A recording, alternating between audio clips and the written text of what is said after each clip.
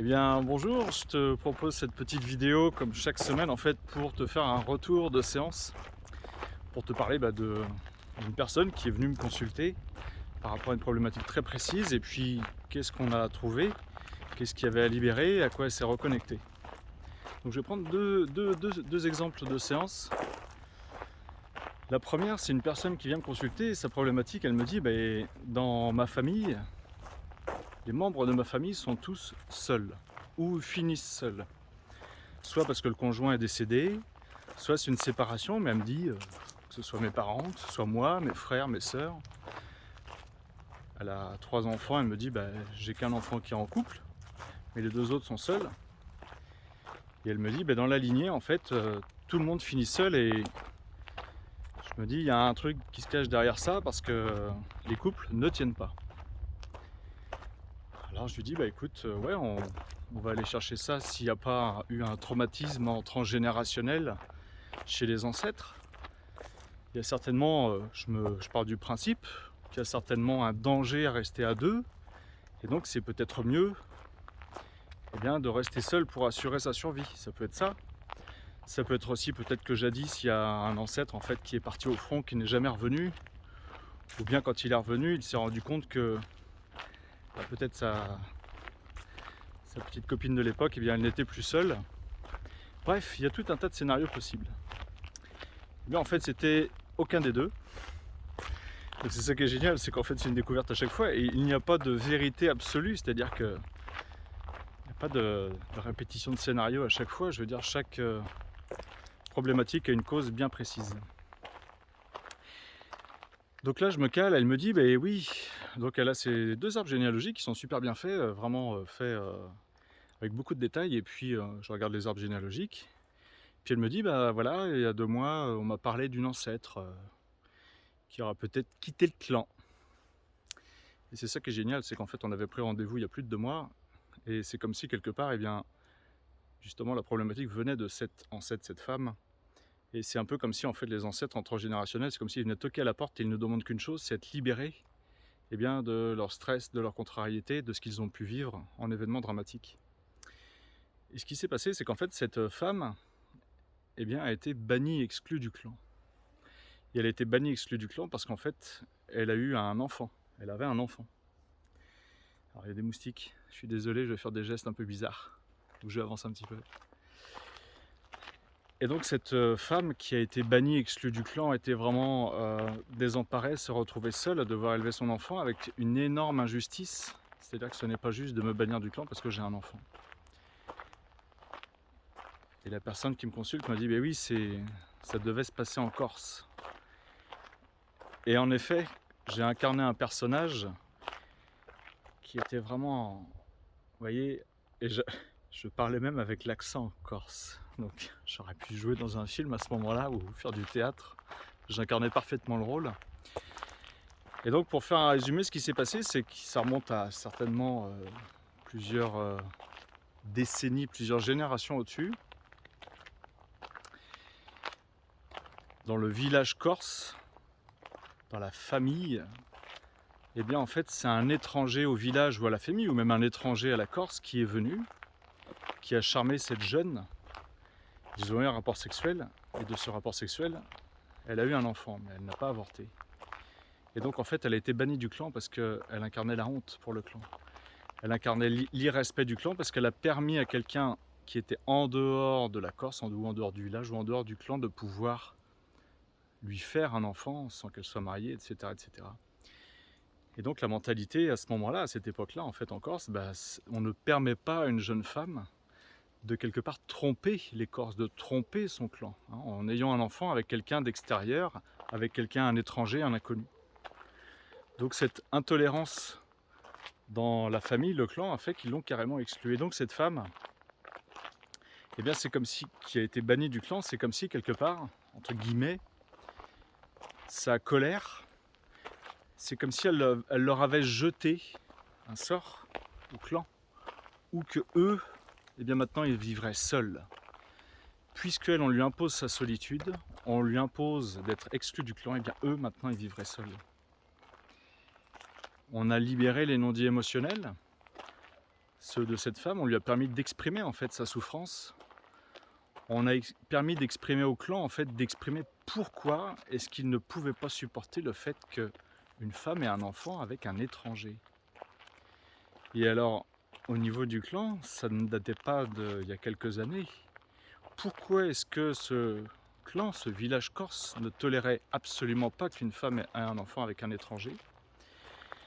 Eh bien, tout simplement parce qu'à une époque, certainement quand il y a eu les Perses, qui ont envahi la Corse, eh bien, le peu d'habitants qu'il restait en Corse qui n'ont pas été exterminés ont vécu reclus dans les montagnes, dans des grottes. Ils sont quasiment redevenus à l'âge de pierre. Ils ont énormément souffert de cette période-là.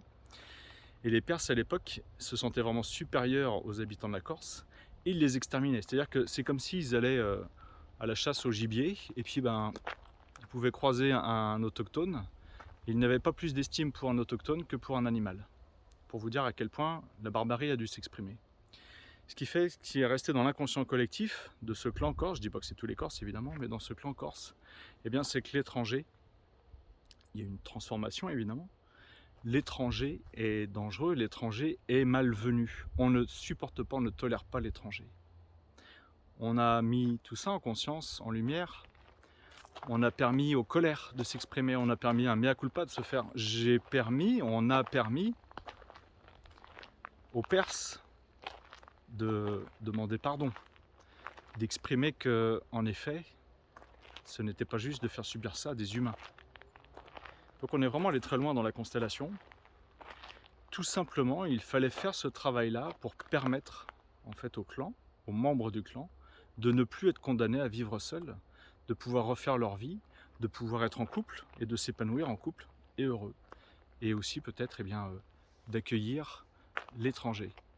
Et étonnamment, en fait, dans cette famille, il y a des gens qui se sont mariés à une époque avec des étrangers, ou en tout cas des gens complètement extérieurs au pays, à la France. Et c'était peut-être aussi dans le but de solutionner ceci. Une autre constellation, voilà, donc voilà, c'est vraiment génial de pouvoir participer à un rétablissement, à ces déséquilibres. Une autre constellation, en fait, c'est une personne qui me consulte parce que aujourd'hui elle est en arrêt, parce que psychologiquement elle n'en peut plus. Alors pourquoi elle n'en peut plus? Bien, tout simplement parce que pendant 4-5 mois, elle a subi du harcèlement au travail par ses employeurs. Donc c'est une petite société, ils ne sont pas nombreux. Et en fait, elle est venue en tant que secrétaire et ses employeurs lui ont mis la misère. Mais c'est pas juste du harcèlement, tu travailles pas bien, non, non, c'est vraiment quelque part avec une arrière-pensée de la considérer en fait comme une esclave. C'est-à-dire que tu ne bons à rien, tu ne moins que rien. Et il y avait un homme parmi les employeurs qui s'est permis voilà, de mettre ses mains sur ses épaules, de la toucher. Alors c'est pas aller au-delà des épaules et du dos, mais c'est certainement pas pour mettre la personne dans une position confortable. Donc la constellation a permis de savoir mais pourquoi est-ce que cette personne en fait elle a attiré ce genre de tortionnaire, parce qu'avec ce qu'ils lui ont fait subir, on peut vraiment les appeler de tortionnaires. C'est aller très loin le harcèlement, hein. C'est vraiment aller dans du dénigrement, dans des humiliations. Et elle m'a dit, ben oui, et mon ancien conjoint, c'était quelqu'un qui était avec un comportement pervers narcissique, c'est pareil, qui me rabaissait, m'humiliait. Alors donc en fait, ça se répercute dans son travail et dans sa vie personnelle. Alors on est allé chercher qu'est-ce qui dans son enfance pouvait générer le fait qu'elle aujourd'hui, elle attire à elle ce qu'elle vibre, elle attire à elle en fait des personnes qui sont là pour l'humilier, la rabaisser et en tout cas la dévaloriser. Et donc je lui dis, ça vient chercher en fait quelle est la valeur que tu t'octroies. Est-ce que tu te donnes suffisamment de valeur? Quelle est la valeur que tu te donnes? Et en effet, elle me dit, oui, ça, confiance en soi et valeur de moi-même, ce sont deux thématiques qui viennent vraiment, je dirais, me titiller fortement. Et donc du coup, on a vu que dans son enfance, en fait, son père était alcoolique. Donc elle a des frères et sœurs et il ne s'est absolument pas occupé de la fratrie, hein. Sa mère s'est séparée de cet homme assez rapidement. Mais donc, Elle, l'enfant, n'a jamais eu la reconnaissance de son père. Et c'était quelqu'un qui, enfant, faisait tout pour attirer l'attention de son père, pour se faire aimer de son père. C'est important pour un enfant de se sentir aimé par ses parents. Et là, en fait, son père ne l'a jamais aimé. Et donc, un enfant qui ne se sent pas aimé par son parent, eh bien, ça enclenche chez lui forcément d'énormes dévalorisations. C'est « je ne suis pas aimé, malgré mes efforts, je ne suis pas aimé, donc je ne mérite pas d'être aimé ». Et quelqu'un qui se dit « je ne mérite pas d'être aimé », eh bien, c'est quelqu'un qui ne se donne aucune valeur. C'est-à-dire quand vous n'aimez pas quelque chose, vous ne lui donnez aucune valeur. Et bien, quand une personne ne se sent pas aimée, eh bien, tout simplement, elle se dit « je n'ai aucune valeur », l'enfant en tout cas. Donc on a permis d'exprimer ces non-dits émotionnels, de rétablir le déséquilibre émotionnel et puis de lui faire se connecter à l'amour qu'elle peut avoir pour elle. Même si son père n'est pas là, et peut-être qu'il est décédé d'ailleurs au jour d'aujourd'hui, mais en fait ça n'empêche pas que grâce aux constellations familiales et systémiques, et bien en fait on permet à l'enfant intérieur de cette personne, ce qu'on appelle l'enfant intérieur de cette personne qui vivait avec ce traumatisme de non-amour, et bien de basculer, de ne plus se sentir pas aimé ou mal aimé, mais bien au contraire de se reconnecter, de se connecter à un amour infini pour lui-même.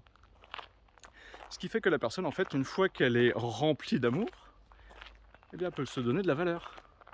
Si l'enfant, grâce à la constellation, se sent aimé, se sent reconnu, eh bien l'enfant, en fait, va faire en sorte, l'enfant, en fait, va faire un adulte qui se donne de la valeur, qui inconsciemment se sent aimé, et qui donc va avoir plus de confiance en soi, qui va pouvoir se faire respecter, et qui sera respecté, puisque une fois que ceci est réalisé, eh bien en fait, énergétiquement, vibratoirement parlant, la personne ne va plus attirer à elle des personnes qui vont l'humilier, la rabaisser, la dévaloriser, puisqu'elle n'est plus du tout dans cette vibration-là, puisque ça ne lui appartient plus aujourd'hui. Elle se sent valorisée, elle se sent aimée. Voilà, je voulais vous partager ces 2 séances que j'ai raccourcies, que j'ai transformées, parce que voilà, je veux que ça reste complètement anonyme. Et puis je vous donne rendez-vous la semaine prochaine pour de nouveaux partages. Et n'hésitez pas à liker, partager ces vidéos pour que le plus grand nombre en profite, parce que je pense qu'il y a plein de personnes à qui la technique des constellations familiales et systémiques peut profiter. Et voilà, ça peut vraiment changer la vie et donner de la liberté et du pouvoir aux gens sur leur vie. Je vous dis à très bientôt. Au revoir.